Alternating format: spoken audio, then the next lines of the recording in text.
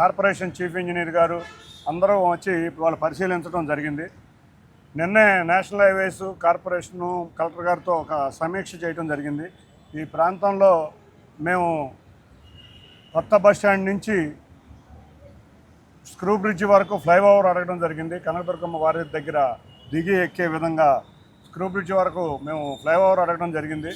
In ప్రిన్సిపల్గా minutes record చేసి అధికారులకు కూడా పంపించాం. దాన్ని అంతకుముందు గద్దె రామ్మోహన్ రావు నేనుగా ముఖ్యమంత్రి వర్యుల వరకు వెళ్ళి దాన్ని విన్నవించుకోవడం జరిగింది. వారు కూడా ఒప్పుకోవడం జరిగింది. కాబట్టి అతి త్వరలో మంత్రి గారు కేంద్ర మంత్రి నితిన్ గడ్కరీ గారు ఒప్పుకుంటే ఈ ఫ్లైఓవర్ కూడా వచ్చి కృష్ణలంక వాసులకి 1,50,000 మందికి ఉపయోగపడే విధంగా ఫ్లైఓవర్ ఉండబోతుంది.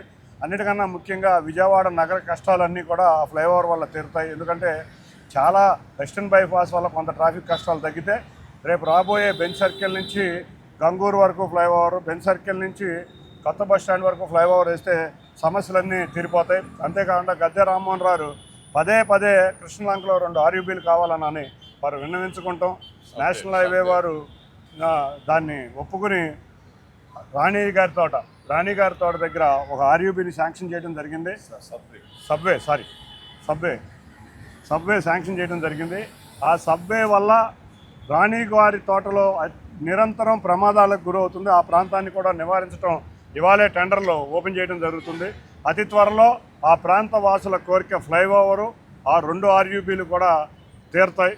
అన్నిటికన్నా ముఖ్యంగా ఇక్కడికి వస్తే నిజంగా చూస్తే బెంచ్ సర్కిల్ నుంచి ఒకసారి ట్రాఫిక్ సిగ్నల్ పడితే స్క్రూ బ్రిడ్జ్ దాటి ట్రాఫిక్ అవుతుంది.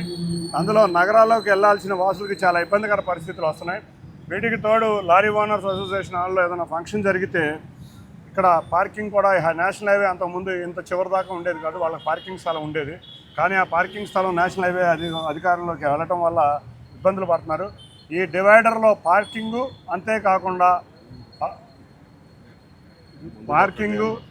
అంతేకాకుండా ఒక రోడ్డు, ఆ రోడ్డు స్క్రూ బ్రిడ్జ్ నుంచి వచ్చే వాహనదారులు బృందావన్ కాలనీ, చంద్రమౌళి నగర్, జ్యోతి కన్వెన్షన్, అన్నిటికన్నా ముఖ్యంగా ఎంజీ రోడ్డు వెళ్ళే వాసులకి బెంచ్ సర్కిల్ దాకా వెళ్లకుండా ఇటు డైరెక్ట్గా ఈ ఫ్లైఓవర్ కింద ఒక రోడ్డు ఏర్పాటు చేయమని కోరటం జరిగింది. అధికారులు దానికి సమ్మతించారు. అంతేకాకుండా ఇక్కడ ఉన్న హైవే వెంబటే గ్రీనరీ కూడా లారీ ఓనర్స్ ఆధ్వర్యంలో గ్రీనరీ వాళ్ళు ఏర్పాటు చేస్తామని స్వతంత్రంగా ముందుకు వచ్చినందుకు వాళ్ళందరికీ ధన్యవాదాలు తెలుపుకుంటున్నాం.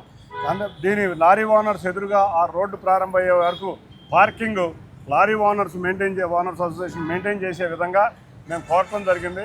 తప్పకుండా సోమవారం రోజు నేను, ఎమ్మెల్యే గారు, మళ్ళీ దీంట్లో ఉన్న స్టేక్ హోల్డర్స్ అందరూ మరొకసారి కూర్చుని మినిట్స్ రికార్డ్ చేసి మినిట్స్ని ట్రాఫిక్ పోలీసులు కూడా సమావేశంలో ఉంటారు. మినిట్స్ రికార్డ్ చేసి ఆ మినిట్స్ ద్వారా ఇవన్నీ 1-2 నెలల్లోనే పూర్తయ్యేటట్టు చేస్తామని తెలియజేస్తూ అందరికీ ధన్యవాదాలు. Thank you.